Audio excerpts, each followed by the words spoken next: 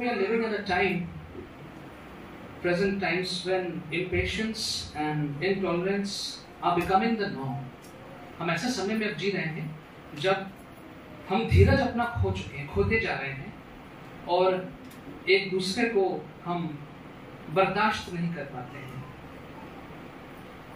And forbearance, fortitude, all of these have become a distant memory and may soon be extinct.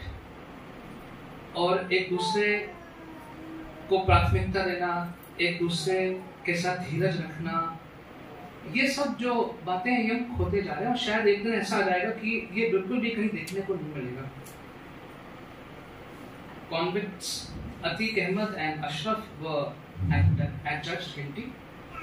They were under a court sentence but were killed in cold blood. Atiq Ahmed और अशरफ जो कि दोषी थे, उन पे court का order था और वो सजा काट रहे थे और काटने जा रहे थे, लेकिन उनको एक इस बुरे तरीके से उनको हत्या कर दी गई.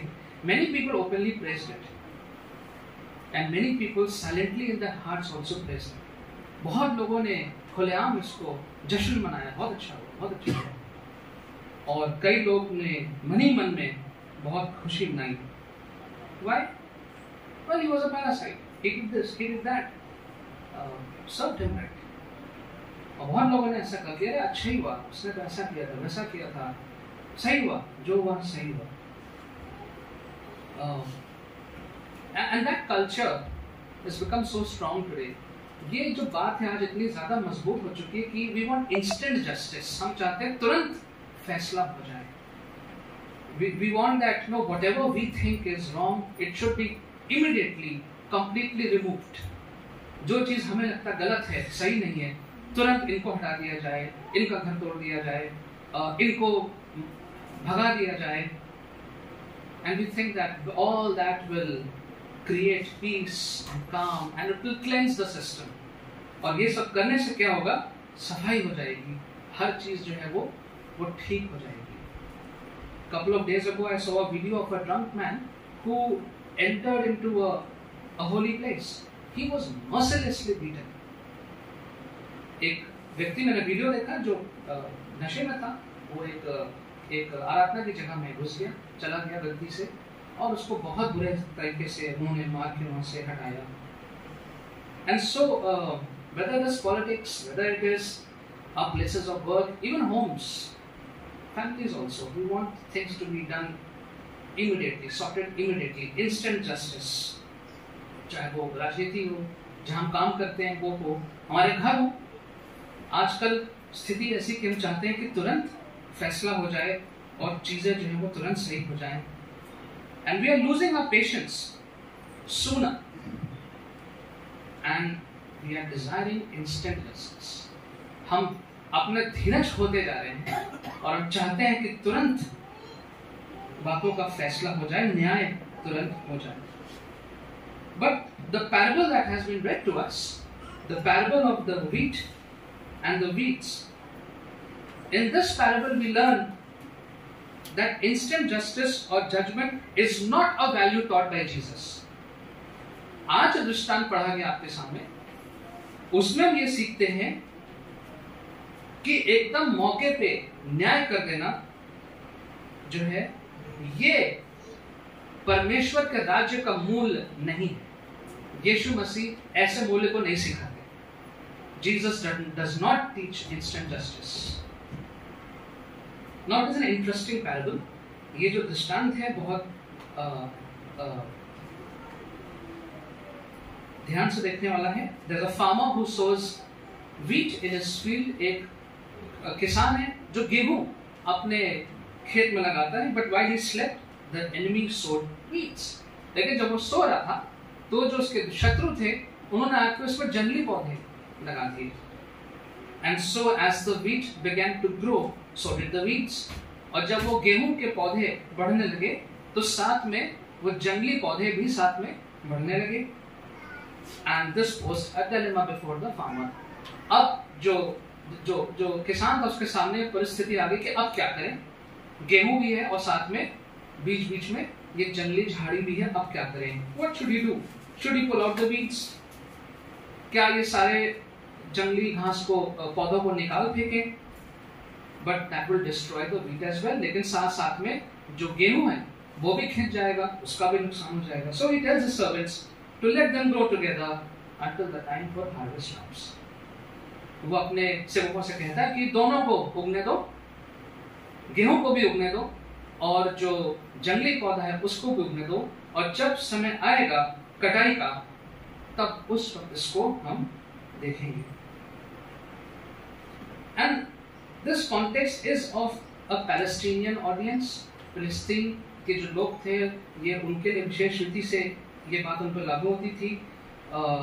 Their fields had lots of weeds and it was a curse to the farmers. उनके जो खेत थे उसमें बहुत से जंगली पौधे उगते थे और ये बहुत नुकसान होता था वहाँ के जो किसान हैं उनके लिए. And in the early stages it was difficult to distinguish the wheat from the wheat. और जब शुरू में ये दोनों उगते थे तो ये पहचानना बहुत मुश्किल होता था कि इसमें से गेहूं का पौधा कौन सा है और इसमें जंगली वाला पौधा कौन सा है. Later you could distinguish by the roots, but the roots were so intertwined that in pulling out the weeds, the wheat would also get damaged. बाद में जब वो समझ में आता था कौन सा पौधा कौन सा है, लेकिन वो आपस में इतना आपस में जुड़े हुए होते थे, बंधे हुए आपस में होते थे कि बहुत मुश्किल था. अगर एक को निकालता दूसरा भी साथ में खींच के बाहर निकल आता. Therefore, only after the harvest, through a tedious process, the wheat could be separated from the weeds. और इसलिए कटाई के बाद एक बहुत मेहनत करके इन जंगली पौधों को गेहूं के पौधों से अलग किया जाता था. I want us to quickly go through this parable and capture a few lessons that we can learn from this parable. कुछ ऐसे सबक हैं जो हम इस दृष्टांत से सीखना चाहेंगे. तो first of all, there is a hostile power in the world, waiting and seeking to destroy the good seed. एक ऐसी शक्ति हमारे संसार में है जो हमारे विरोध में रहती है, हमेशा मसीहों के विरोध में रहती है. और वो शक्ति जो है वो चाहती है कि जो अच्छा बीज बोया गया है उस अच्छे बीज को नुकसान कर दिया जाए, उसको नष्ट कर दिया जाए. 2 Corinthians 4:4 Paul says, the God of this age has blinded the minds of unbelievers so that they cannot see the light of the gospel that displays the glory of Christ.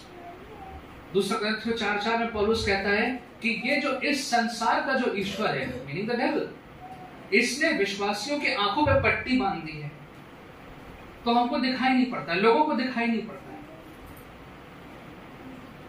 Matthew 6:13 Jesus says in his prayer, lead us not into temptation but deliver us from the evil one. Lead us not into temptation but deliver us. हमें आजमाइश में ना पड़ने दे बल्कि बुराई से बचा. Deliver us from evil. And in Ephesians 6:11-12 Paul says, put on the whole armor of God that you may be able to stand against the schemes of the devil. पूरा ख्याल बांध लो ताकि जो शैतान की सारी चालें हैं उससे अपने आप को बचाने पाओ. 2 Corinthians 11:14 And no wonder even Satan disguises himself as an angel of light. कि शैतान जो है अपने आप को एक ज्योति का स्वर्गदूत बना के ऐसा रूप धारण करके वो घूमता है. And so Satan is real. He is a defeated enemy, definitely, with limited powers, but he can influence us by his lies. शैतान वास्तव में है, वो हारा हुआ व्यक्ति है. थोड़ा बहुत अपनी चालों से, अपने झूठ से वो अभी भी लोगों को भरमाता है. That's the first thing we have to learn and accept, that yes, there is a hostile power. There is a power that is hostile to me, which is the devil. एक ऐसी शक्ति है जो मेरे विरोध में है और वो शक्ति सदैव मुझे नष्ट करने की फिराक में रहती है. Secondly, the devil takes advantage of the time when we are least aware, we are least cautious and least prepared. जिस वक्त हमारा ध्यान सबसे कम रहता है, जिस वक्त हम चौकस नहीं होते हैं, हम तैयार नहीं होते हैं, उस क्षण का फायदा सबसे पहले शैतान उठाता है। Over in the parable we see that while the farmer was asleep, जब वो जो किसान था वो सो रहा था। Now, you start guarding your crops and fields only once the crop has grown to a certain extent. Because I have lived in a farming community, I've worked with them, so I have seen that. जब बीज बो देते हैं, उसके बाद जरूरत नहीं होती है रक्षा करने की, because once the seed is sowed, water is there in the field, then you don't have to sit all night and guard. There is no harm. आपने बीज बो दिया और उसके बाद आपने पानी डाल दिया उसमें, फिर आप जो किसान है वो आराम से हो जाता है, फिर अपना काम कर रहा है, सो रहा है। But once the crops have come up, then there's a danger of bluebirds, danger of elephants coming and spoiling the field. जब वो थोड़े पौधे बड़े हो जाते हैं तब उसमें नीलगाय भी आती है, हाथी भी आते हैं खाने के लिए। And so Satan took advantage in the parable of the time when the farmer was relaxed because he had sown the seed, and he thought there is no problem, let me be relaxed. मैंने बीज को बो दिया है, अब कुछ नहीं करना, कुछ दिन आराम करते हैं। And Satan took advantage of that. And Satan continues to take advantage of you and me every moment we are off guard. जब हम लोग ख्याल नहीं रखते हैं, थोड़ा सा ढीले पड़ जाते हैं, प्रार्थना में ढीले पड़ जाते हैं, वचन में ढीले पड़ जाते हैं, सहभागिता में ढीले पड़ जाते हैं, उसी क्षण पे शैतान जो है वो उस बात का, मौके का फायदा उठाता है। 1 Peter 5:8, Peter says, "Be alert and of sober mind. Your enemy, the devil, prowls around like a roaring lion, looking for someone to devour." कि तुम्हारा शत्रु जो है, सचेत रहो, तुम्हारा शत्रु जो है शैतान, वो भूखे सिंह की तरह ढूंढ रहा है किसको फाड़ खाए, looking for someone to devour. So let's be alert, let's keep watching and be always on guard. हमेशा अपने आप को रक्षा करते रहें। What we read, whom we meet, the friends we make, क्या पढ़ते हैं, क्या देखते हैं, हमारे कौन मित्र हैं, कहाँ जाते हैं, because when we are not guarding all of these, we give devil a foothold. जब इन चीजों को हम नहीं ध्यान में रखते हैं तो कहीं ना कहीं छोटा सा स्थान मिल जाता है शैतान को हमारे जीवन में। Not only ourselves, but we need to watch our children, we need to watch our friends, our young people. ना केवल अपने आप को, अपने बच्चों का भी निगरानी रखनी है, अपने मित्रों की भी निगरानी रखनी है, परिवार की निगरानी रखनी है। Who is doing what? Are they okay or not spiritually? तीसरी बात, it is difficult. Thirdly, it is difficult, actually difficult to distinguish the real from the fake. असली और नकली में फर्क करना मुश्किल होता है कभी कभी। And so often we jump to conclusions. कई बार हम लोग निष्कर्षों पे कूदने लगते हैं। अच्छा, इसका मतलब ये ऐसे है, इन्होंने ऐसा नहीं किया। We jump to conclusions.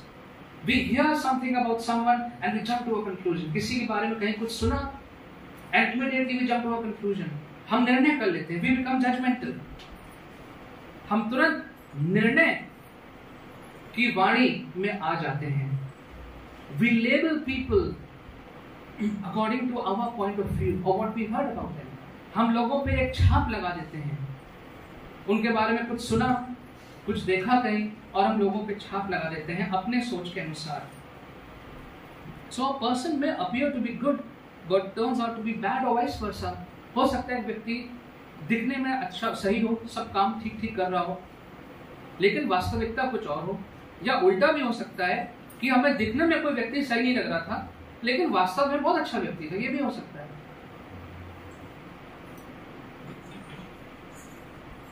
It's possible for years and years you have appreciated someone and that person turns out to be something else. हो सकता है सालों सालों तक आपने किसी को बहुत चाहा हो, किसी को बहुत अच्छा माना हो, लेकिन फिर वो व्यक्ति कुछ और निकला। At the same time, we may not know about the struggles of others. ये भी मुमकिन है कि हमें औरों के संघर्षों के बारे में नहीं मालूम है. So we just have to be patient. हमें धीरज रखने की आवश्यकता है. We have to be patient with people. लोगों के साथ धीरज रखने की आवश्यकता है. Fourthly, चौथी बात हम क्या सीखते हैं इस दृष्टांत से? The parable is asking us not to be hasty and judgmental. कि हम बहुत जल्दी जल्दी न्याय ना करें. Now, if the reapers in this parable had their way, they would have uprooted the wheat also along with the weeds. जो यहाँ पर उसके सेवक आए थे और सेवक पूछना आए थे कि अब क्या करें, क्या हम इसको उखाड़ दें? और अगर उन पे छोड़ दिया जाता तो वो उन जंगली पौधों के साथ में जो अच्छे पौधे थे, जो गेहूं था, उसको भी उखाड़ के फेंक देते. But we have to be patient till the end. That's what the parable teaches us. हमें अंत तक धीरज बना के रखना है. It is not for us to judge. हमसे कभी परमेश्वर ने कहीं नहीं कहा है कि आपको न्याय करना है. Nowhere in the Bible God instructs us to judge people. We are expected to wait till the day of judgment and let God do the judging. Let God handle the judgment part. ये जो न्याय करने वाला बात है, ये परमेश्वर को ही करने दे. Because we don't have that level of holiness and purity to be a judge. हमारे अंदर वो पवित्रता का स्तर नहीं है कि हम परमेश्वर के समान किसी का न्याय करने पाए. So a man may make a great deal of mistakes in life, but can repent later and God forgives. कोई व्यक्ति अपने जीवन में हो सकता है बहुत पापी जीवन हो, लेकिन उसने पश्चाताप किया, परमेश्वर ने उसको क्षमा किया. Or a man may live an honorable life and suddenly collapse into sin, and only God would know the whole story. Only God will know how to deal with that person. कोई व्यक्ति जो है वो बहुत अच्छा जीवन व्यतीत कर रहा था, मसीह जीवन, एकदम से फिसल गया, खो गया. अब पूरी बात तो परमेश्वर को ही पता होगी और केवल परमेश्वर ही ऐसी परिस्थिति को संभाल सकते हैं. So we need to be careful. Deuteronomy chapter 32-35, God says, "It is mine to avenge. I will repay in due time." कि ये न्याय करना और बदला लेने का काम मेरा है. जब सही समय आएगा तो मैं इसको देख लूंगा. फिफ्थली, पांचवी बात जो हम इस दृष्टांत से सीख सकते हैं, the parable teachers that judgement does come at the end. It will come. We get impatient and to think that the wicked will keep on flourishing, and there are so many people, so many circumstances where for years and years and years they've all been so well off, the wicked, and we are wondering, why is God not doing anything about them? How long? In fact, we see the Psalms, David has asked that question, how long my tormentors, ये जो लोग मुझे परेशान कर रहे हैं, कब तक मुझे परेशान करते रहेंगे, कब तक मैं सहता रहूंगा. But the parable confirms that judgment will come at the end. अंत में न्याय अवश्य होगा.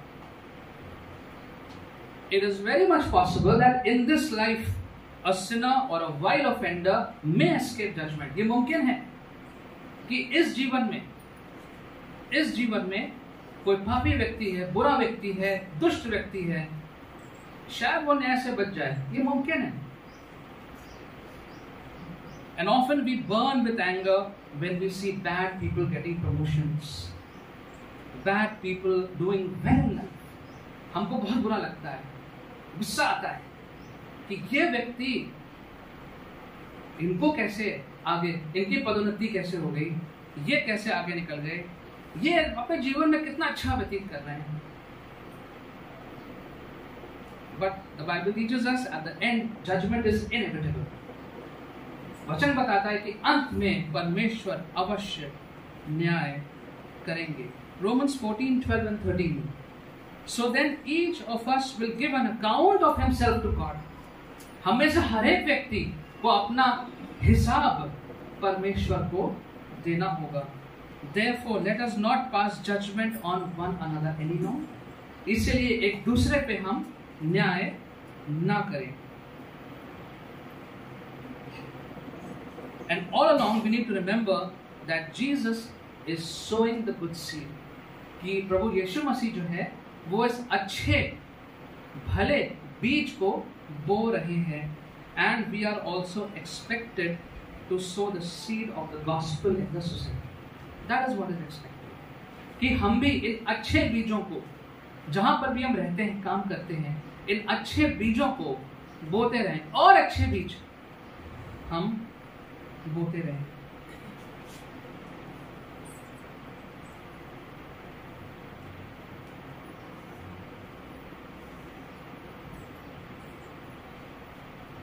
And sixthly and lastly, God is patient. परमेश्वर धीरज रखने वाला परमेश्वर है. The Lord is not slow in keeping His promise, as some understand His slowness. Instead, He is patient with you and me. परमेश्वर आपके और मेरे साथ बहुत धीरज रखते हैं. God doesn't want anyone to perish. परमेश्वर नहीं चाहते हैं कि किसी का नाश हो. But God wants everyone to come to repentance. परमेश्वर चाहते हैं कि हर एक व्यक्ति जो है उसका पश्चाताप के पास वो आने पाए. Now we are about to finish the study of 1 Samuel. One chapter is left.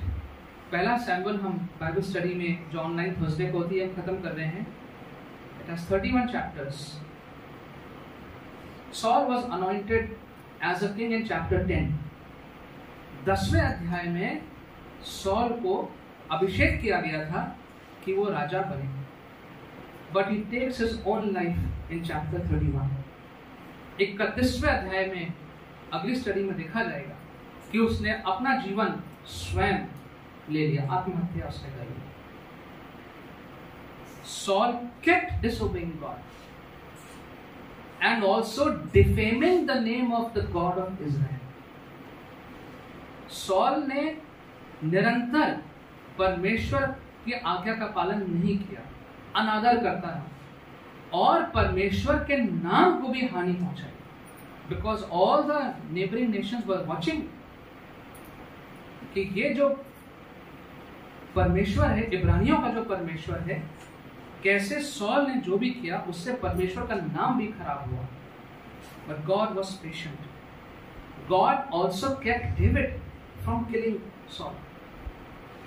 परमेश्वर ने दाऊद को अनुमति नहीं दी कि दाऊद तो कितनी बार जाके, कितने मौके थे दाऊद के पास, दाऊद जाके मार सकता था सॉल को. David could have killed Saul and this disease could have been gone early. Then wouldn't have to wait 31 chapters. कब का सॉल को हटा दिया जाता, David could have become the king much earlier. Neither did God strike Saul down. ना परमेश्वर ने दाऊद को मारने दिया, ना परमेश्वर ने खुद सॉल को मारा. And God remained patient with Saul right till the end. अंत तक परमेश्वर ने धीरज रखा सॉल के साथ. And so this parable is again and again reminding us that we have to be patient and we have to learn to live with people. Oh, how much I wish if there's some place I can go where there's no one. No neighbors, no noise, no. It's not going to happen. When we were living in Nai Basti and it was a mohalla, जैसे मोहल्ले होते, so much of noise, इधर DJ, उधर DJ, all the time noise. And I said, when we're moving to Vrindavan Yojana, let's go far from the city. शहर से बाहर जाते हैं.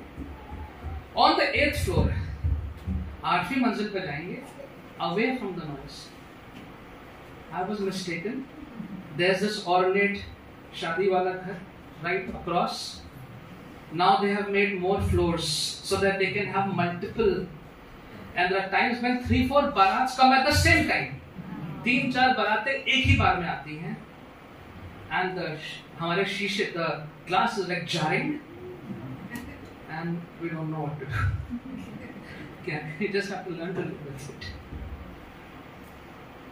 There's people coming at 12 o'clock at night honking. Bhai, I know your light is on. The guard has seen your light. Let him come and open the gate. Honking. I feel, let me go down and tell them, please don't honk. But they will not learn. You just have to learn to be patient and live with it. God is patient.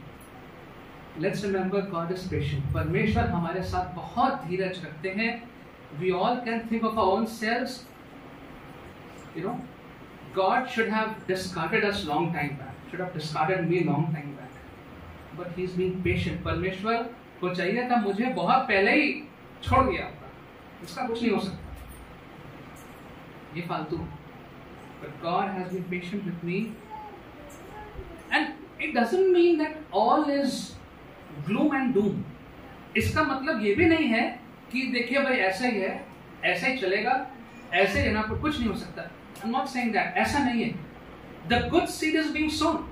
Jesus is sowing the good seed. जो अच्छा बीज है, जो अच्छा बीज है, जो लाभदायक है, वो प्रभु यीशु मसीह बो रहे हैं. And we are also supposed to sow the good seed. That's the only way we surpass the evil in the society. कि जितना अच्छा बीज हम बोएंगे, by holding good testimonies, अच्छे हमारी गवाही के द्वारा, सही काम के द्वारा, और जो वचन में कहा गया उसको पूरा करते रहेंगे, तो अच्छे बीज निरंतर पैदा होते रहेंगे. और भले ही बुराई भी साथ में है, लेकिन वो अच्छाई जो है परमेश्वर की ओर से वो आगे बढ़ती रहेगी. Let us not worry about the end of those people. God will take care of that. परमेश्वर का कार्य है उन सारी बुराइयों को और उन सबको उनका अंत कैसे होगा देखना. Let's pray. Father, we thank you for this very practical, needed parable that you gave. And Lord, the truth is we are so impatient these days, and we are frustrated because of our impatience. Help us, Lord, to see how patient you are with us, and help us to do likewise. परमेश्वर, हम इतने ज़्यादा धीरज अपना खो चुके हैं, चिढ़ाने लगते हैं, गुस्सा होने लगते हैं. प्रभु, होने दीजिए कि हम आज ये बात फिर से सीखें और जानें कि आप हमारे साथ कितना धीरज रखते हैं, और उसी कारण हम भी औरों के साथ धीरज रखें. Help us, Lord, not to be judgmental. प्रभु, हम हमेशा औरों के पर न्याय ना करें. Help us, Lord, to be patient, to wait on you,